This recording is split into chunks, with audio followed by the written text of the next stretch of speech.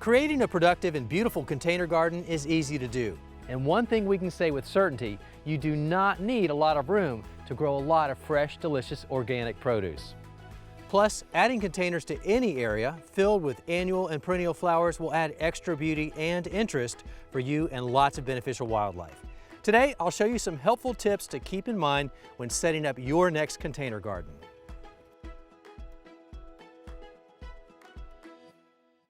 Now, while it's true you can use just about any type of container for your plantings, it's a great opportunity to take your time and really make an awesome design statement. But you don't have to spend a lot of money on a container either. You could recycle something unusual, like a wooden crate or even an old dresser drawer. Of course, this would give you an eclectic look, but if that's what you're looking for, well, then it's all about thinking outside the box, or in this case, the pot. But if money is no object, you have a lot of options there too, like these imported handmade terracotta pots. Some of them are local, but they're all handmade. A little more money for that, but they're certainly worth it. Now, you and I probably grew up with these terracotta pots. Very inexpensive, maybe $1 or $2, and they come in all different sizes. Now, the downside of this is they have a tendency to crack. So over a year or two, that'll happen, but you can make it last a little bit longer if you would just bring them in over winter or don't plant into them over the winter time. Probably get an extra year or two that way. The other downside about terracotta clay is that they really wick away the moisture, so you have to be extra vigilant to keep these hydrated. Otherwise, your plants will get very dry very quickly. Now, I love this terracotta look and I love a big pot, but with that extra size, you get a lot more weight. So unless that pot is going to be parked in one place, these don't become all that practical. But if you like that look, for a fraction of the weight, hello plastic. Now, plastic has come a long way in recent years to give you any type of shape and any kind of look at a fraction of the cost. And for under $30, you get that right here with a terracotta design and look. Also with plastic, you can get like a hand-spun clay look. This is about $20, but I really like this, and you can't tell that it's plastic. That's the best part about it. Now, to plastic's credit, besides its cost, it's very low there. This does a good job of actually holding in the moisture. So although it's always important to check the moisture in a container, this doesn't wick away water like the terracotta would. If you really like that shiny ceramic look like I do, well then these are the ones you want to go with. Now, there's no way to know from a distance that this is not ceramic. In fact, once again, plastic. So super light, and yet you can get a huge pot in awesome colors. These are under $30, and of course there's smaller options as well, and they're going to cost you less. If you like the look of metal, well, there's options for that. And again, this is plastic, but you have a different shape here, lots of different sizes, and again, very inexpensive. Now, one of my favorite options in recent years, these eco pots. Now, they also come in different shapes and sizes, but they're made of renewable, sustainable crops. They'll last for a few years. You can either plant right into them or drop a pot inside of it. In a couple years, when these start to break down, rather than throw them in the trash, you throw them in your compost pile and let them break down there. I like that option. Now, in all cases, pots need drainage. And when you buy a plastic one, chances are they're not going to have a drainage hole in them. So you've got to make sure that you do that.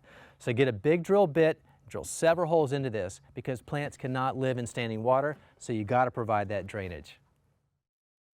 Other common options for containers include concrete. It's a great look, lasts forever, but the heaviest of all options.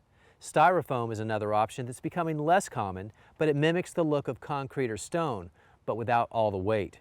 Metal is another great look, but even galvanized products should be lined with plastic to avoid eventual rusting. And wire baskets lined with coconut husk are popular, inexpensive, and reusable, but they do tend to dry out in windy conditions, so place them where they can be watered easily. An important consideration with any container is the soil, and you have a lot of choices.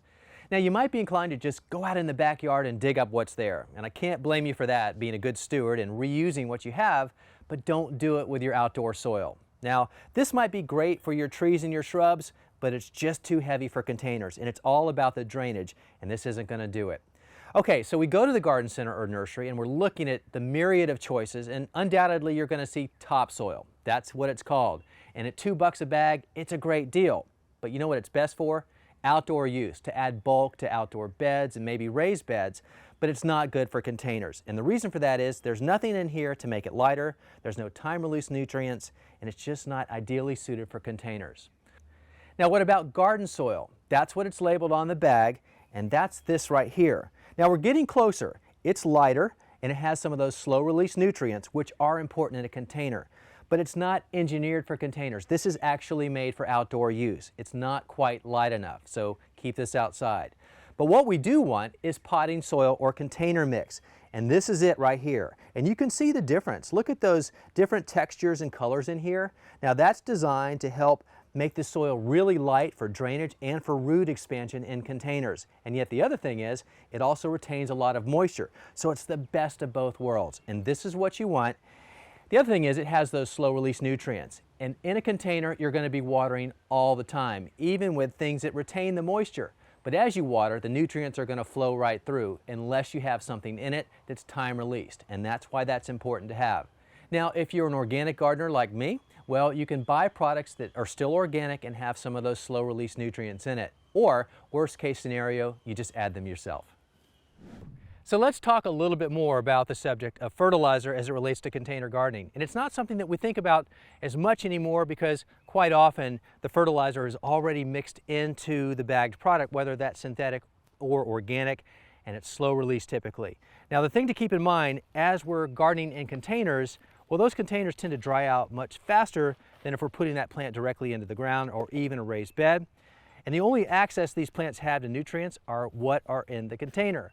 So as we water, some of those nutrients are being leached out, at least those that aren't being taken up by the plant. But eventually, we may need to supplement the nutrients that were in the soil mix. Now, you've got options there. You can use a liquid concentrate or a dry granular product. I'm an organic gardener, so I like to use the organic products. The liquid or the granular is fine, but just be sure whatever you use, follow the application directions as they're stated on the packaging.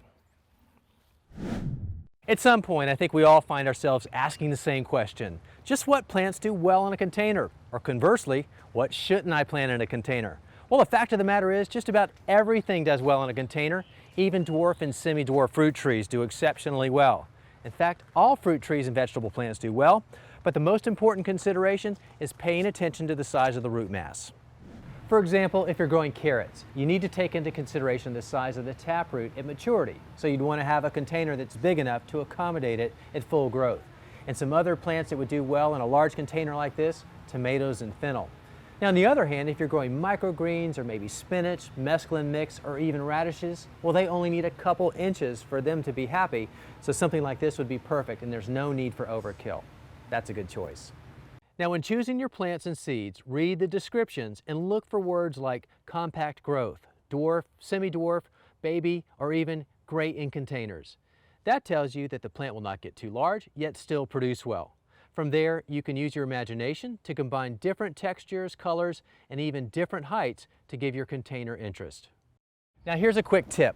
You know, even if you're only interested in growing edibles, buy some flowers anyway and put them in the container with your plants or somewhere nearby in the garden. Because not only will it make everything look better, but more importantly, it'll attract pollinators, and that's always a good thing.